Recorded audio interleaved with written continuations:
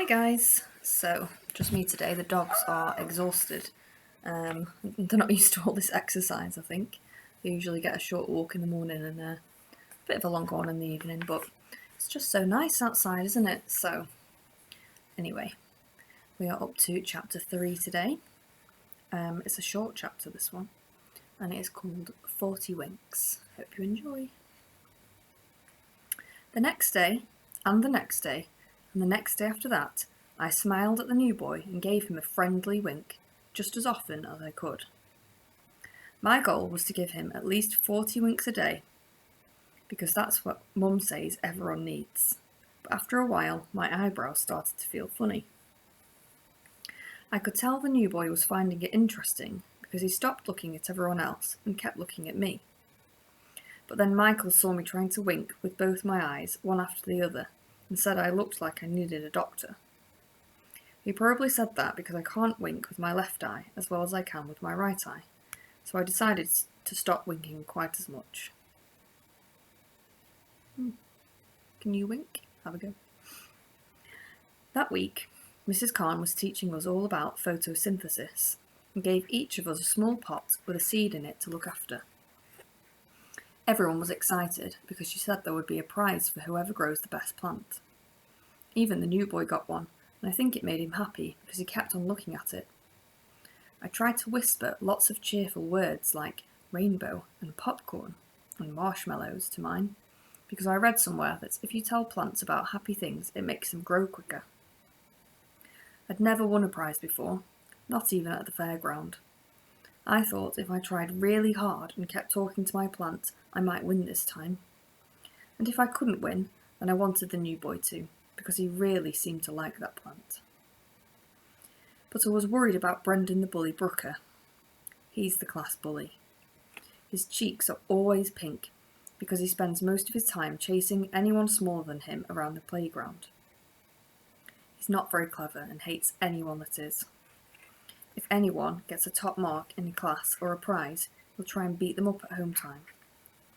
I saw him looking at Ahmed's plant and narrowing his eyes, just like he always does when he's thinking of something mean to do. I didn't like it one bit. His most common trick is to trip you up with his foot. He also likes to tip up your lunch tray as he walks by, so that your food dribbles down your chest like runny eggs. He's done that to me a few times. Sometimes he gets caught, but most of the time he doesn't.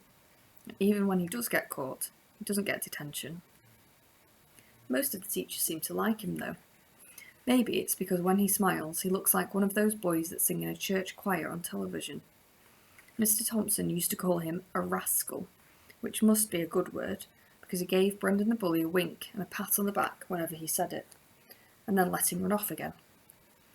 That made everyone else in class, except for Liam and Chris, Brendan the bully's only two friends, hate him even more.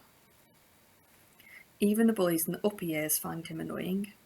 It's funny how bullies don't like other bullies. Maybe it stops them from feeling special. But in school, everyone knows who the bullies are, and who they like to bully. And no two bullies can go after the same person. It's a strange system. But those are the rules and everyone sticks to them, even the teachers. But Mrs. Khan is different. She doesn't seem to like Brendan the bully as much as the other teachers. She's always watching him, and ever since we were put in her class, he's been careful not to do anything around her. I'm still going to keep my eye on him though. Soon after the new boy joined our class, lots of rumours about him began to be passed around the playground like an invisible game of pass the parcel. Most people believed Jenny and said that the new boy must be dangerous and that's why he was never allowed out. But then other people started saying he had a super contagious disease, and that was the real reason why we weren't allowed to talk to him. The disease rumour scared Clarissa so much that she tried to sit as far away from him as she could without leaving her chair. One time she leaned over so far that she crashed right onto the floor. She didn't lean away so much after that, but she always put her arms up or used an exercise book as a divider. I didn't think the new boy looked in the least bit dangerous, or like he had an infectious disease, so the rumour I thought sounded the most true was the one that said he was from a super rich family and that his parents had sent him to our school undercover so that he wouldn't be kidnapped. Michael said kidnappers wouldn't come to our school to look for him because it wasn't in a posh area, and Tom agreed. He said that when he had moved from America, his older brothers had told him they must be poor now because they were going to live in the poor end of London and not in the rich end. I didn't really understand what he meant, because London doesn't have ends. On maps, it just looks like a spilt blob of jam. I wanted to ask the new boy if the rumour about the kidnappers was true, and if he needed us to become his bodyguards. But he was still doing all his lessons on his own, and every break time and lunchtime he would disappear, so no one except for Clarissa could talk to him, and she didn't want to.